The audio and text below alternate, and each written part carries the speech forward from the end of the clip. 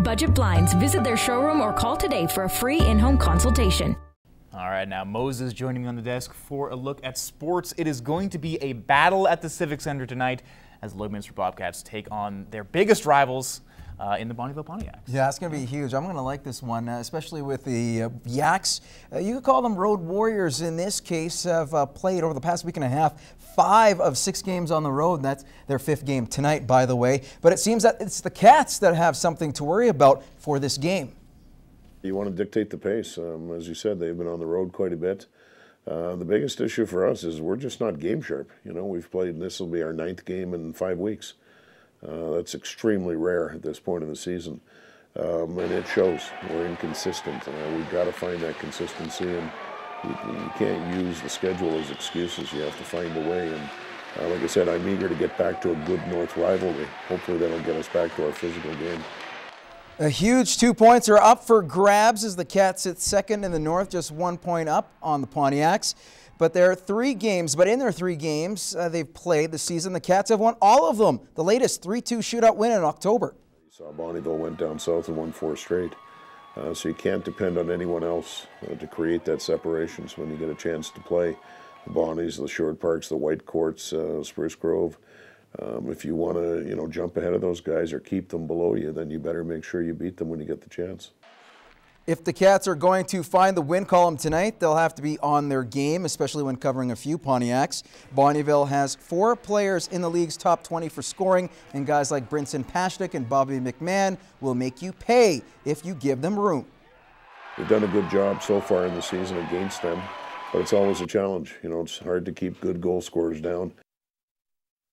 Some more tidbits for you. Bonnyville forward Aiden Dupuis, or Alden Dupuis, is riding a 4-game point streak. He has 8 in that span. Meanwhile, the newest Bobcat, Chris Spriggs, has registered a goal in the 2 games he's played for the Orange and Black. Puck drop 7:30 at the Civic Center.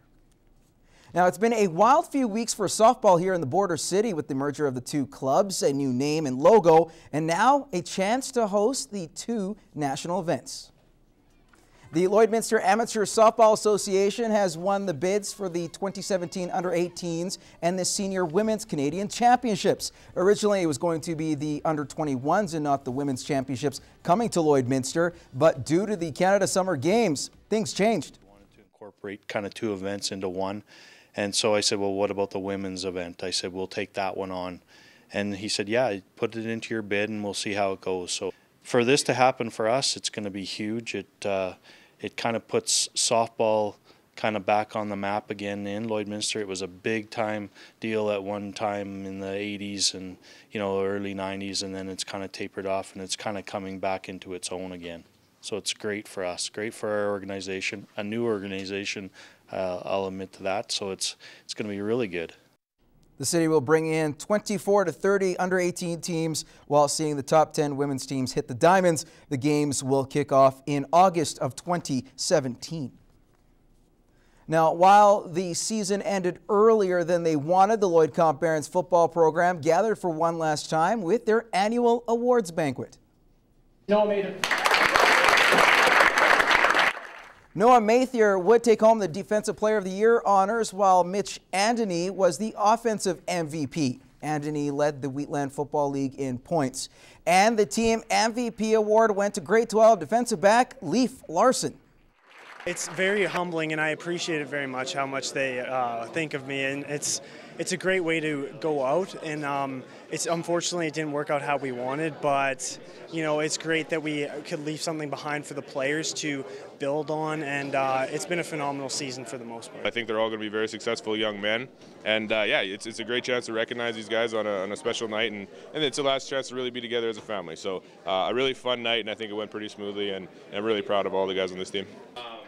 All in all, 13 grade 12s are leaving, meaning there will be some big cleats to fill for the program. But head coach Aaron Harper is optimistic about the younger players stepping up. Chance for other guys to step up, where one guy moves, another guy moves in, and he gets his shot at the table. So yeah, they're excited, and we're already sort of looking forward to getting in the gym and getting after it here. And some more hockey news for you. Hockey Alberta has come down on the head coach and GM of the Onion Lake Junior B Border Chiefs for dressing an ineligible player on November 21st. for insurance reasons, it's a pretty serious thing, and it's like running your car without insurance. You become becomes a very, could be a possibly very dangerous situation. But I think Hockey Alberta did, what was right. Now, GM Gary Waskowicz has been suspended for a year, while head coach Mike Clegg is suspended for 10 games. The Border Chiefs will also forfeit their win against Vegreville on the 21st. We tried to reach the Border Chiefs, but they did not return our call.